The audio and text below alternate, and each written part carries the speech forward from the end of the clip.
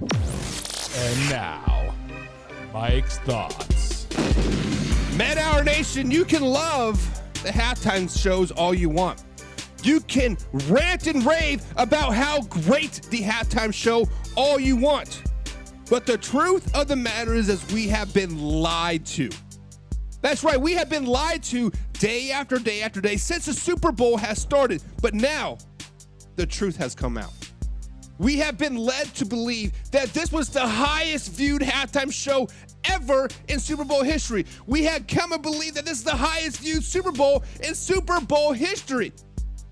But the numbers do not back that up, ladies and gentlemen. The numbers show that there was a 50% drop-off when the halftime show started. There was about 49.3 million people watching the NFL Super Bowl, and then halftime hit, and 20 million of those people turned off. There was only 20.3 million people that actually watched the Super Bowl halftime. And then you see the TikToks, you see this and see this. You see that the people in Israel are going like, what the hell is going on with our lives right now? Matter of fact, I said it during the halftime that I didn't see one person dancing. I didn't see one person singing or clapping. It was all pumped in noise, making it feel like people were enjoying it and loving it. The truth of the matter is that the NFL failed. The truth of the matter is that Jay-Z failed. The truth of the matter is that nobody understood what Bad Bunny was saying. Nobody understood the context. And matter of fact, I posted lyrics on our Facebook page, and let's just say the NBC let a lot of vulgar words go across the airways because they didn't know what was going on. The truth of the matter is, this is not a left side thing or a right side thing. This is a common sense thing. The common sense thing is NFL is American sport. The common sense thing is that we are tired of the international games. The common sense thing is bringing not even American artists, somebody that speaks English to a halftime show. Then viewership wouldn't drop off. 20 million people tuned out. Understand that. Turning Point USA had over 6 million people actively tune into YouTube to watch an alternative halftime show. That tells you everything that you need to know. Right there. Cue that intro. Are you ready for the best damn NFL show on the planet? Man Hour Nation. Yeah. Rise up. Yeah. Hey, let's go. Hitting that gridiron, we going hard, we running the plays. You know the vibe, only the strong survive. Gotta keep your head in the game. Talking NFL, uncut, straight raw. Steady bringing that sauce. We about to take off. Get it hype, this man, our sport talk. Yeah, yeah. From the quarterback to the lineman, everybody bringing heat. You don't really want to try them. Hey, hey, who gon' win? It's a battle of the giants. This show is the flyest. Nobody can deny it. This is Man Hour. Sport Talk. Man Hour. Sport Talk. What team you reppin'? We keep it interesting. Who caught another down? Who got that interception? This is Man Hour. Sport Talk. Man Hour. Sport Talk. What team you reppin'? We keep it interesting. Who caught another down? Who got that interception? Let's go. What is up, Man Hour Nation? Guys, welcome to Man Hour NFL Talk, your go-to spot for live, raw, uncut NFL talk. I'm so glad you rolled up today, guys. Before we jump into today's action, head over to manhourradio.com. That's where you find all the exclusive merchandise, the freshest blogs, and everything that's happening with the Man Hour show. So, you guys, you're rocking the Man Hour. That's the spot to rep it. But also, now we have our live stream schedule up there on as well. So, if you're like, man, is Buck going to be live tonight? Normally, we're live Monday through Friday, 7 p.m. East Coast time. However, we are still at the end of basketball season, and sometimes I'm going to miss a show here, going to miss a show there. So it is all over there at manhourradio.com, where we're going to have a show and when we're not going to have a show. So guys, make sure you hit the like button, hit the share button, of course, subscribe as well, so you never miss a live interactive show. That's the easiest way to stay plugged into us. But if you want the full Man Hour experience, guys, become a Pick Sim Pundit. That is our members-only community where you get free entry to weekly NFL pick'ems, giveaways, exclusive merchandise, and bonus live stream that only the Pick Sim Pundits get. So if you want to know about the next level access, guys, join the squad today. And remember, this is an interactive show, so drop your thoughts and your opinions down in the comments down below. I want to hear from you. And right now, it looks like the comments are not 100% working coming over to my side of things. So I'll be flipping back and forth and looking at your comments. So guys, bear with us as sometimes things, just technology sucks at the end of the day. Let's just say what it is. Technology sucks. And it looks like there is an update on my old chatbot thing. So I need to go in there and fix that. But guys, we got some NFL talk to talk about. We got some NFL stuff to talk about. The Seattle Seahawks had their parades. They all had their shirts with the middle fingers up. They had their shirts saying F everybody. And you know what? They even had the balls. Yes, I'm going to say it. They had the balls to say, let's run it back. I say, slow it down, baby. I say, slow it down, baby. Because the confetti just finally fell. The confetti, the parade, the beers, and the Seattle Seahawks are officially Super Bowl 60 champions. Sam Darnold standing there at Lumen Field, a beer in one hand, the Lombardi trophy in their hand, thanking his parents, thanking the fans, thanking the organization for believing in him when most of the football world didn't. And listen, I get it. It was a cool moment. It was genuine. It was earned. Sam Darnold talked about belief and how the outside noise didn't matter because the people closest to him believed. Owner Judy Allen, general manager John Snyder, coach Mike McDonald, his teammates, et cetera, et cetera, et cetera. That's powerful stuff. But now that the parade music is fading, now we need to have a real football conversation. Because I want to say something that a lot of people do not want to hear. Guys, simply put, the Seahawks overachieved most of the season. And before Seattle fans jump in the chat, swinging their helmets, relax, slow it down, baby. Because I got to give credit where credit is due. Let's start off right there at the top. This defense, absolute top dogs. No debate, no qualifiers. They carried this team. They dictated games. They suffocated offense. And in the Super Bowl, they straight up wrecked the Patriots. You cannot take that away from them. Mike McDonald built a monster on that side of the ball, and it showed up when it mattered most. The Super Bowl, the playoffs, the 14 games they won this season. But let's talk about the part that everyone suddenly wants to rewrite. Sam Darnold. Yes, he had a great postseason. Yes, he had 0 interceptions and the playoffs. Yes, he delivered an NFC Championship game versus the LA Rams. 346 yards, 3 touchdowns, big time performance. I give him that. You got to give credit where credit is due. But I still cannot trust him. Why? Because over the full NFL season, Sam Darnold threw 14 interceptions. 14. That is third most in the entire league, just behind Geno Smith and Bo Nix. And let's just be honest here, both of those are not the gold standard of elite quarterback play. So while everyone is bathing Sam Darnold in redemption confetti, I'm sitting here asking, are we ignoring the full picture? Because without the running attack that they had, Charbonnet and Kenneth Walker III, without that ferocious defense, Seattle is not holding a Lombardi trophy. Matter of fact, Seattle's not even a playoff team. Sam Darnold did not carry this team. He managed it. He survived it. He avoided disaster when it mattered most. That's not hate. It's the truth, and that's context. And if the Seahawks truly want to run this thing back, if they truly want to go back-to-back champions, if they want to avoid becoming the long list of champions that couldn't repeat, I'm going to say something bold here right now. It's Jalen Milroe time in Seattle, baby. Let me say that again. It's Jalen Milroe time in LA or Seattle, baby. Inject the youth, inject the upside, inject the dynamic element into this offense that still doesn't have it.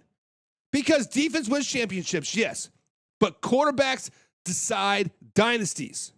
And if you want to repeat, insert Jalen Milroe, because Sam Darnold is not going to repeat for you. Sam Darnold is not going to run it back for you. Sam Darnold is not the man, the myth, the legend that y'all are putting up on this pedestal. But Man Hour Nation, let me ask you this question. Did Sam Darnold prove he's the long-term answer, or did Seattle win despite their quarterback, not because of him? Guys, let's get into the comments to discuss your pots and your opinions on this. Subscribe, hit the like button. Remember, we are live Monday through Friday, 7 p.m. East Coast time, right here at youtube.com/Man Hour. Now, this is a live interactive show, so comment down below and let's talk some football. Ba-da-ba-dum. My bad. Next topic.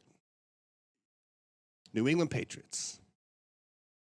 New England Patriots. Bring that ass here, boy. Because after the Super Bowl loss, the noise got loud real quick in New England. And at the center of all of it was Will Campbell. The 4th overall pick, the rookie left tackle, the guy that everybody suddenly wanted to move somewhere else, guard, center, anywhere but left tackle. And Mike Vrabel shut that conversation down immediately. Will Campbell staying at left tackle, period, says Mike Vrabel. But guys, let's just be honest why this conversation even came up. Let's be honest about what we all watched on Sunday during Super Bowl City. Let's just be honest about how bad Will Campbell actually is at left tackle. Guys, the New England Patriots lost 29-13 to the Seattle Seahawks in Super Bowl 60. And Campbell had a rough night. Missed blocks, pressures, moments where the speed and physicality overwhelmed him. It was flat out honest. So social media did what social media always does. They panicked. They overreacted. They wanted position switch. They wanted this. They wanted, before the confetti hit the ground, get Will Campbell out of town. And remember, coming out of LSU, some teams already projected Will Campbell as a guard. So that takes already ready to have fire. Now, Mike Vrabel did not dodge it. He leaned into it. He compared playing left tackle to being a quarterback, a corner, or even a head coach. You are exposed. Every mistake is magnified. Every rep is on tape. He reminded everybody that Will Campbell was just 22 years old, a rookie playing the most unforgiving position on the offensive line against elite competition. And then he made it very crystal clear. We are not moving him. We're not moving him to center. We're not moving him to guard. Not anywhere. He's staying at the left tackle. That's an investment. And New England is sticking with it. Now, Will Campbell didn't talk after the Super Bowl. And some people ran with that too. But he owned it later on. He said he was emotional. He said he knew if he spoke in that moment, it wouldn't have came out right. So he took a breath, slept on it, watched the tape. Honestly, that's maturity. Then he dropped another detail that matters most of all. He tore a ligament in his knee back in November against the Cincinnati Bengals, played through it, finished the season, took his lumps, and he didn't deflect the reasonable ones. He didn't reflect the responsibility ones, I should say. Will Campbell said something that should resonate with anyone who's ever competed at the highest level. He said, when you're picked high and paid well, expectations come with it. He doesn't want pity. He doesn't want excuses. He wants experts to, he expects more from himself than anyone else ever does. That mindset, that's how players get better. But here's the truth. Left tackle is not a plug-and-play position. It takes reps. It takes strength. It takes timing. It takes losing, learning, and adjusting. Mike Vrabel knows that. The Patriots know that. And moving a 22-year-old rookie after one bad night on the biggest stage would be an organizational malpractice. This franchise has made its choice. Now it's about development. No doubt about it. However, the question has got to be rows and rows and rows again. If he truly hurt his knee back in November, wouldn't we have heard about it?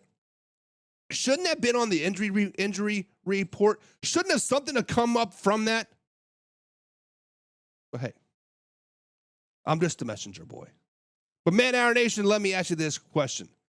Is Will Campbell the future at left tackle, or should the New England Patriots at least explore other options?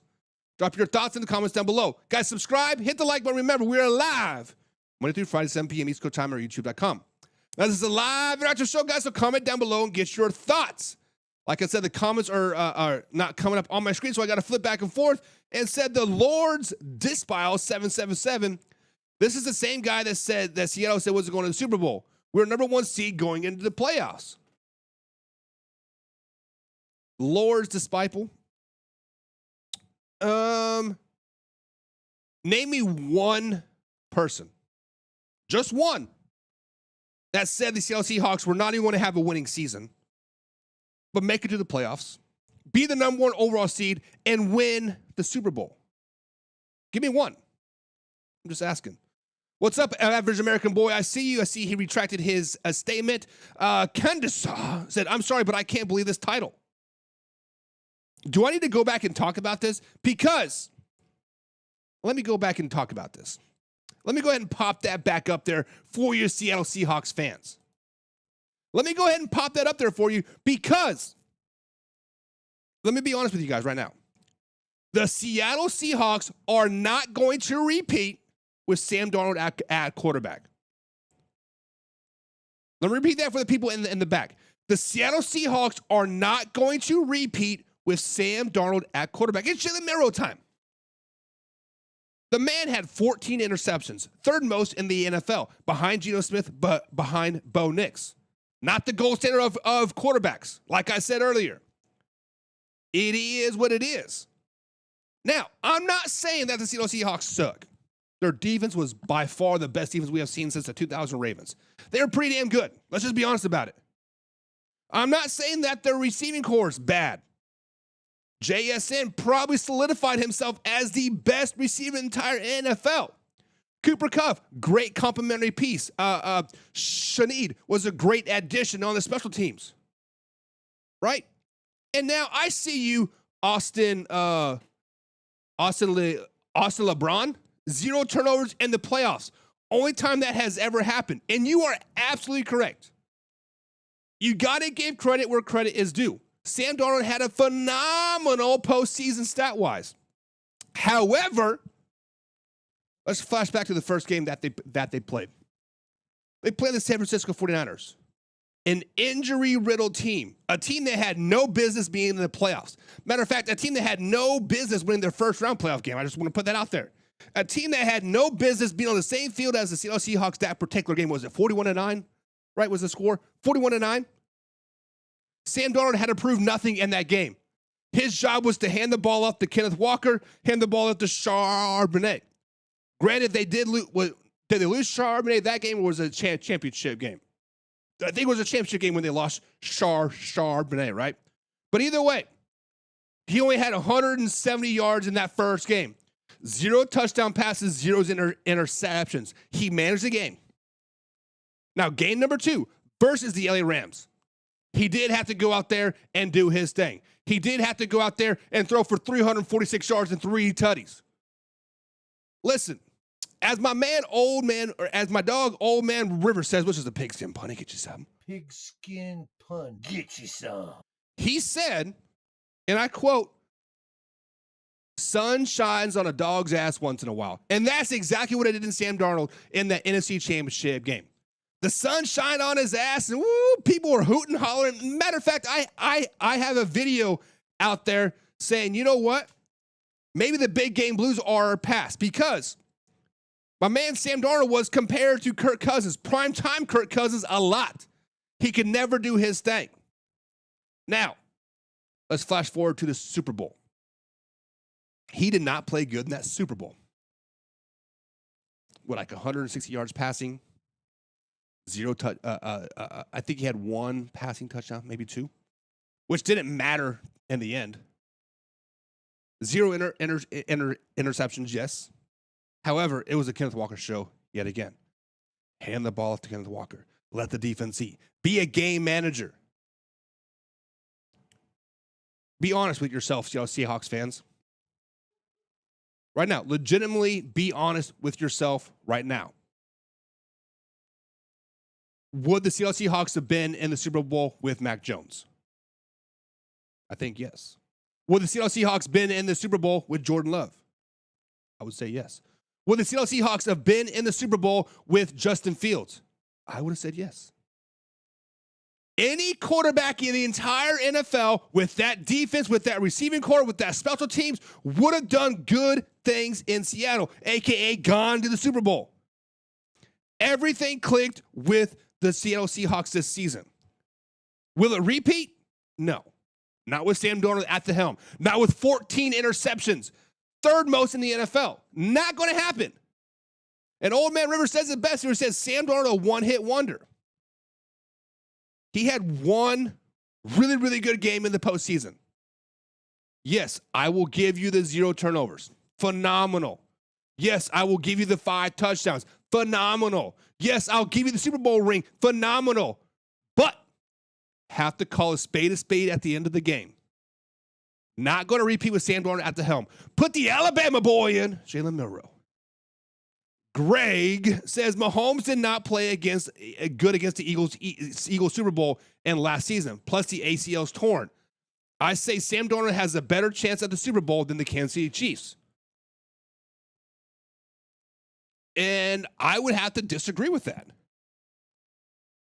Yes, Patrick Mahomes and the Kansas City Chiefs played bad in Super Bowl 59. Yes, they did not pass the 50-yard line until the third quarter. After the game was Dell won and hand sealed and mailed back to King of England. Yes, the Kansas City Chiefs played bad.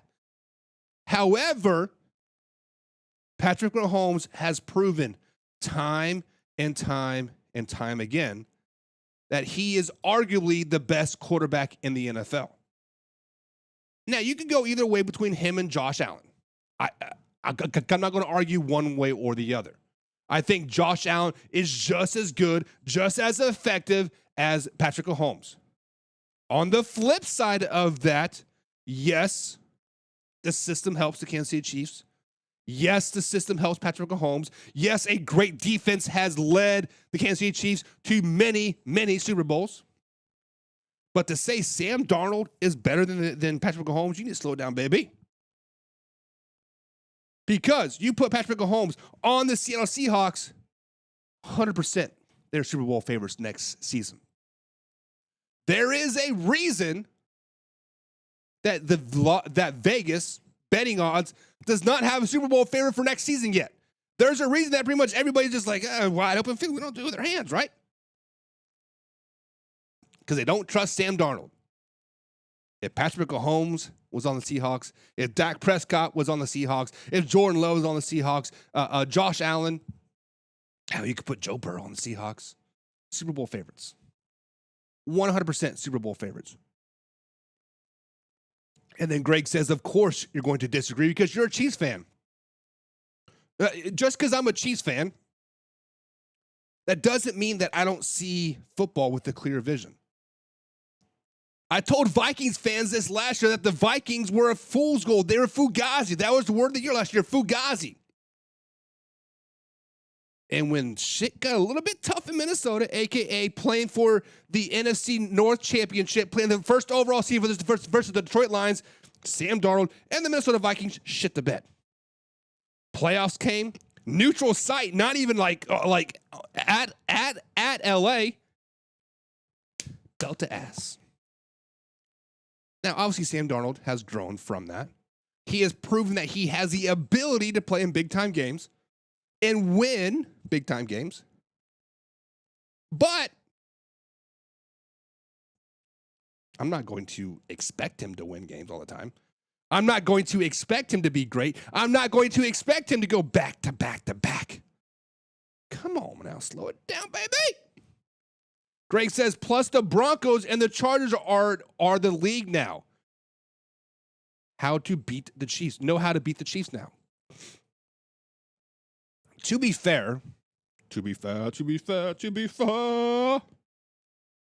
Chiefs did not play great last season.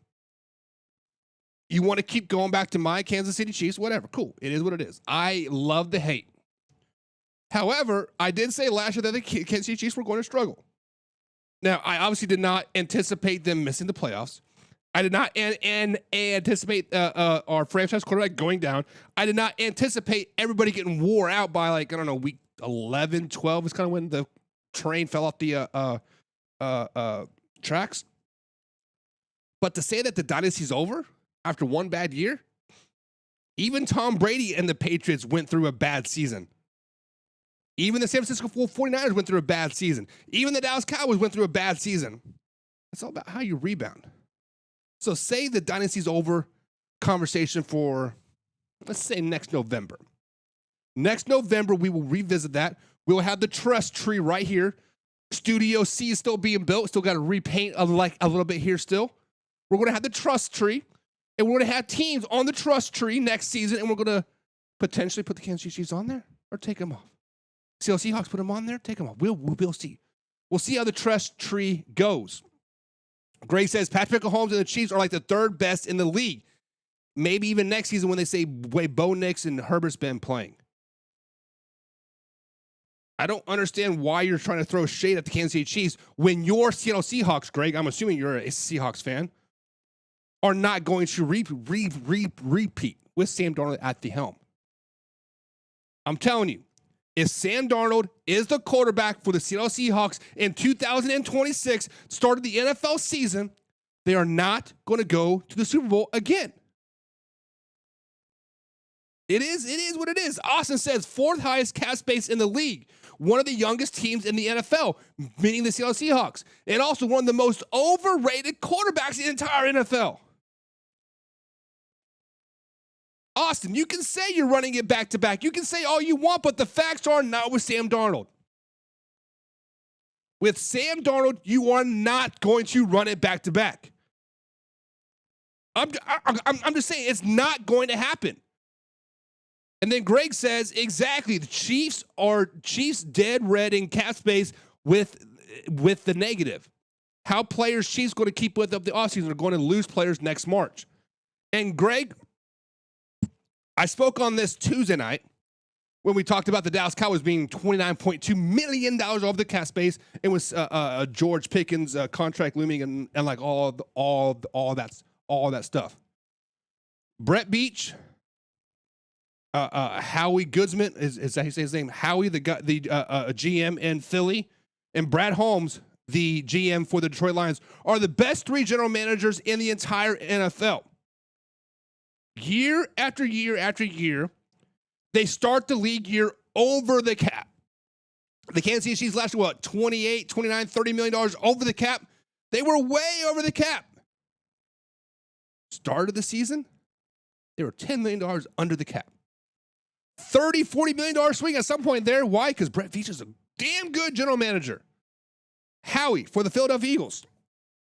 They were $22.2 million over the cap space at the start of league year last March. They got under, and they signed players. What? Because that's what great GMs do. The Detroit Lions, they're about to do the same thing with old David Montgomery, right? David Montgomery is going to be probably a cap casualty at the end of the day. It is what it is.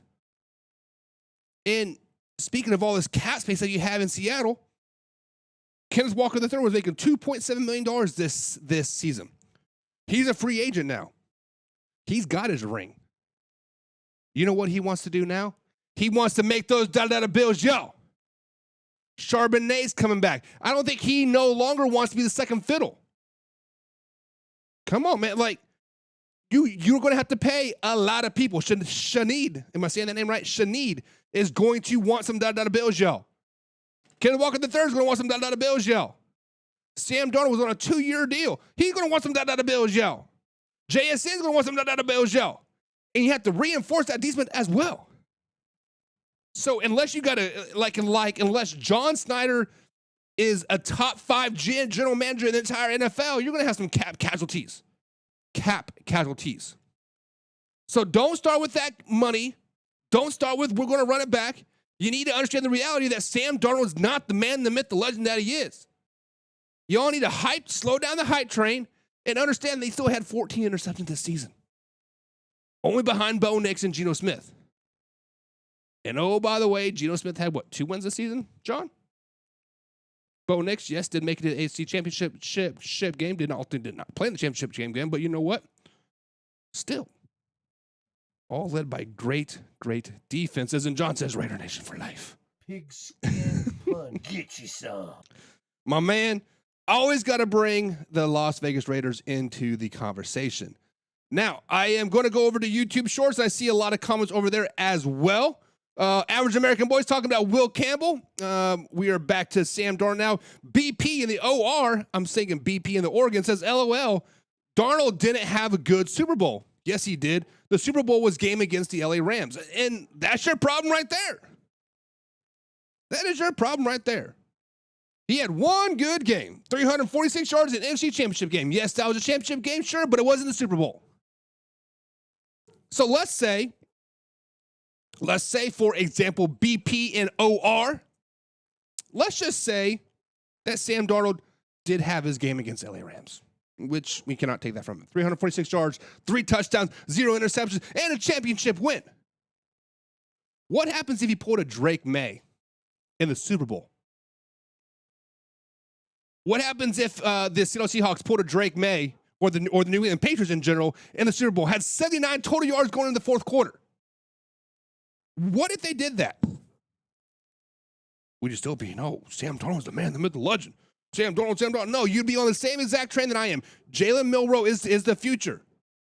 Put him in. Derek, 4192 over here on the YouTube store says another Sam Darnold hater.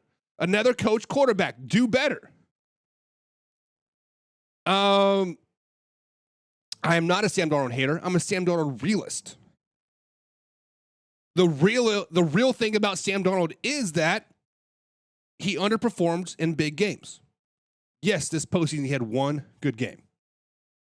Give credit where credit is due. The man had one good game in the postseason. Blowout win was 41-9, 41-6 versus San Francisco 49ers. He had to hand the ball off. All he had to do. And the Super Bowl, all he had to do was not turn the ball over. That's all he had to do. The defense is playing lights out. When your defense is playing like that, you look like a pretty damn good quarterback because you know what? You're like, oh, throw the ball away. Oh, hand it off to Kenneth Walker. I'm not a Sam Darnold hater. The only person that I hate in the NFL world is Joe Burrow. I think he's highly overrated. But that's a story for a different day. Derek. Now, Paravival 141 says, but they never missed the playoffs. Who are you talking about? Who never misses the playoffs? The 49ers? And Brian Orby 252 says the Seahawks will be in the game next season. Meaning the Super Bowl? No, they won't. Now, I'm not saying the Seahawks will be bad. I'm not saying the Seahawks are going to get last place in the NFC West. I'm not saying that the Seahawks are going to not make the playoffs. I'm not going to say that the Seahawks will have a losing record. But I will say that they will not make it to another Super Bowl, run it back-to-back with Sam Darnold at the helm. That is what I'm saying. And Derek says this guy has never played football. He sat on his couch. Derek, that's a false statement. I played a lot of football in my life, but that doesn't matter. What matters is the eye test, Derek. Because when you see things and understand the football game and you can articulate that into what you're seeing, into understanding it, bada bing, bada boom, you know Sam Darnold's overrated. You know that he's not a very good quarterback. 14 interceptions this season proves that. When he tried to play hero ball, they lost. When the Seattle Seahawks defense got a little bit exposed, they lost.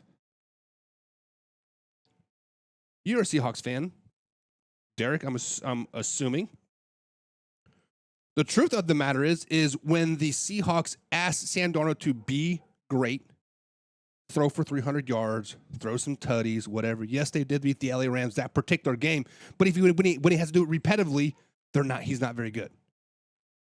He's a game manager at best, and that's all he will ever be. And Pervaz says, bros, get your facts straight. My facts are that Sam Darnold had 14 interceptions this season. Yes, he had 0 in the playoffs. Still had third most in the NFL. What facts am I wrong with? BP in the OR says, real issue with the Chiefs is their running game. 25th in the NFL last year. Be for real. You are stuck on quarterback play when the solution is right in front of your face. I agree. I agree that the running game in Kansas City was very, very bad. A matter of fact, I believe that the Kansas City Chiefs' whole offense in general was not very good last season.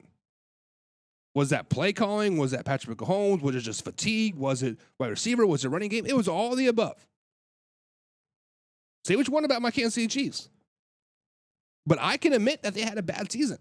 And I predicted they were going to have a bad season. Not a playoff missing season.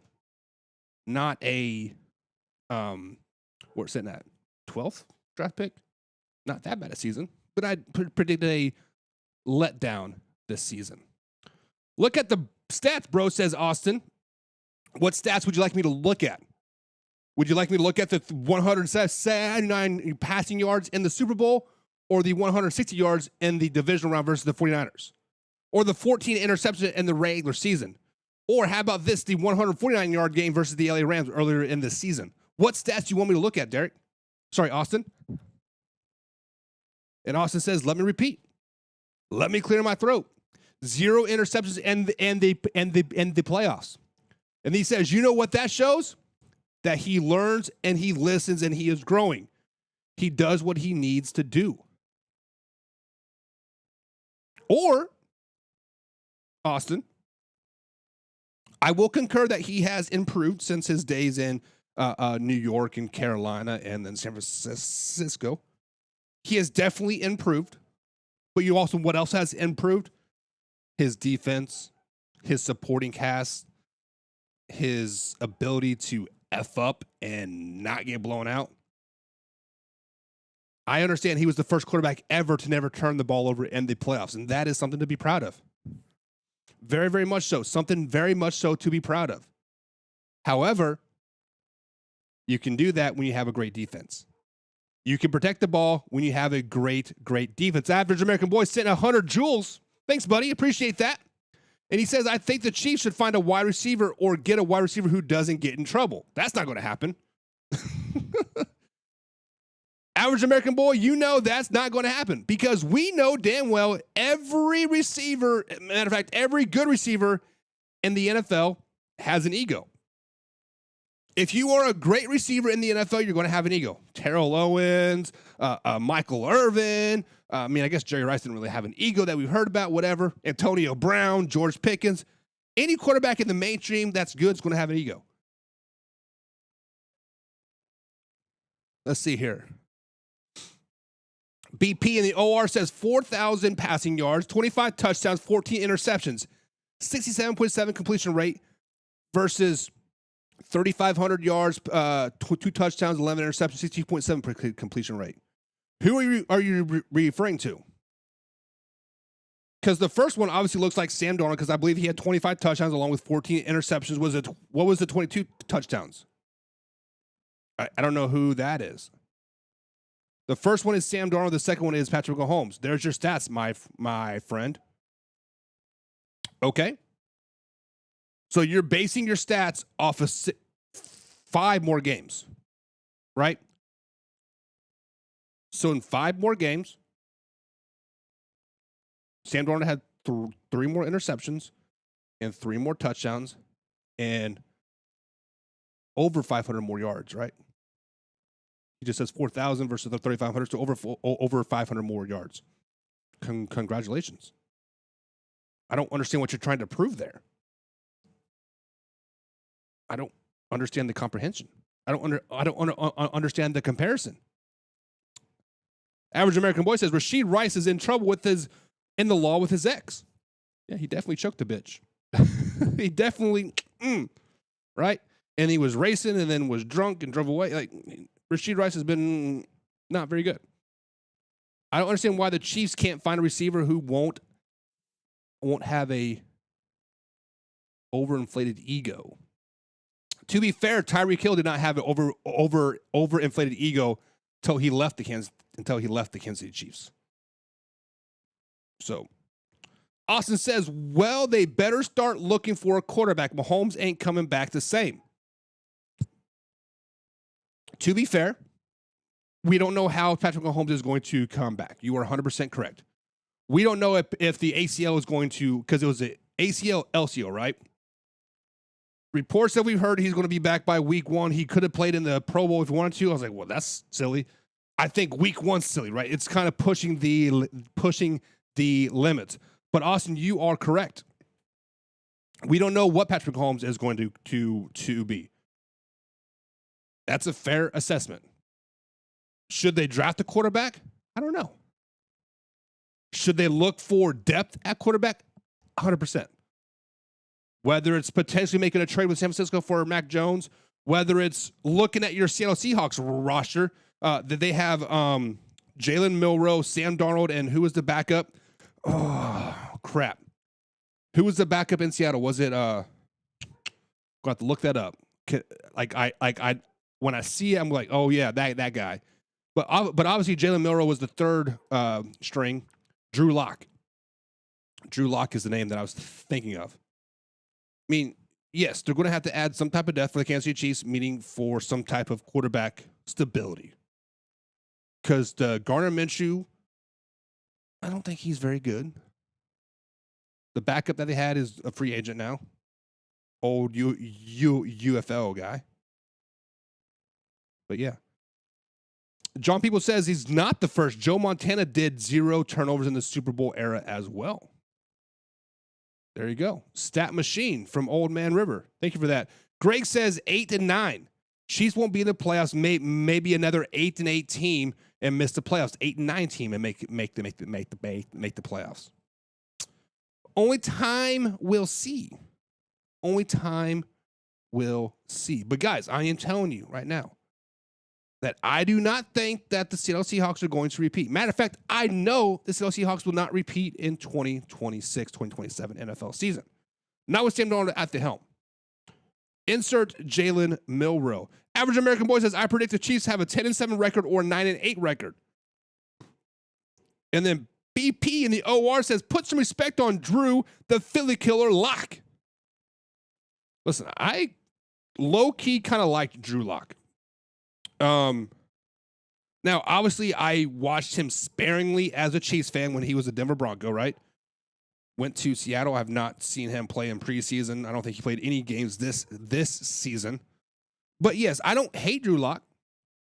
I root for the underdog. I root for him, and he would be a great fit in Kansas City. I like a lot, I think. And Average American Boy says, respect for Drew Lock. Man, you guys got fired up about the old Seahawks not repeating. I wish the chat was working today, so I had to scroll through all this crap. Old Man River says, Rams will win the division next season. Listen, are we in the way too early win-loss predictions for next season? Because we saw that the New England Patriots have, the 5th or 6th hardest schedule in the NFL next season. I don't know what the Seahawks are. I don't know what the 49ers are. I don't. Matter of fact, I don't even know who they play next year yet. Schedule release comes out in March. Yes, we know who they play, but we don't know the schedule of games, and that matters to me a lot. When's your overseas games? When your bye week, et cetera, et cetera, et cetera. So let's talk about little overseas games, right? Let's talk about overseas games a little bit, because me and my boy Carson had this conversation last night, right? I was at basketball practice with my little man last night. That's why we did not have a live show last night. I was doing the whole basketball thing, doing the whole dad thing. Carson's texting me. I'm texting him back, and he's like, so what do you think about the international games?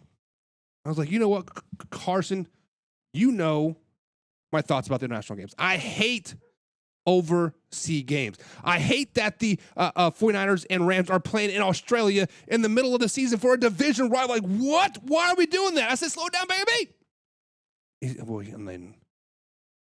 He's like, well, NFL makes a lot of money on national games, whatever. I'm like, okay. Okay. Slow it down, Carson. I said, slow down, Pixie and Pundit, my man, my boy. I said, I hate international games. But obviously, I am a realist and understand that the international games are not going anywhere. I understand that the NFL makes millions upon millions upon $1 million on the overseas games, merchandising, all that stuff, right? TV deals, etc. What if we did this? There are 9 international games next season. We are sitting at a 17-game schedule season. That means half of the teams in the NFL will have 9 home games. Half of them will have 8. So this is how you make international games more fair, more competitive, more like a regular season game. I am all for having international games now. I hate it, but whatever. We just have to accept it. What if we did an international week? So like the week of Thanksgiving, we still had the Cowboys and we still had the Lions play Thanksgiving games at their home stadium. But then that weekend, that Sunday, we have it would be 7 other games overseas. So an international week. What do you guys think about that? Instead of spreading international games out throughout the season, have an international week, and then have a league-wide bye week so everybody can reacclimate, rest, whatever. Boom, go into the season. Bada bing, bada boom. Now we're in the home stretch. Now we have the whole month of December going into January. What do you guys think about that? Because obviously the international game is not going anywhere. We're going to have to do it. Electro Rich says, sorry, fellas, I'm late. Buddy, you are never late. You are here. That's all we can ask for. And John People says, but the skin on their teeth, Stafford's 10 times better than Sam Darnold. I agree. I agree. But what do you guys think about the international game? Should we have an international week? That's the real question.